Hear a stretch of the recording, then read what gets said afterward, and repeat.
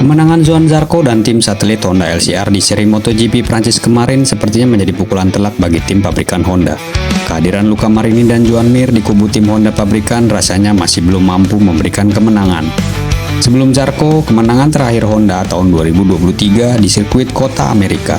Kala itu Alex Rins berada di tim satelit Honda. Tak hanya sampai di situ, pukulan ini juga berasa telak bagi Luca Marini dan Joan Mir.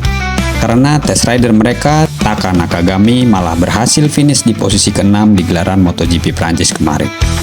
Dengan performa ini, nampaknya Zarco memang lebih layak mengisi kursi sebagai rider tim pabrikan.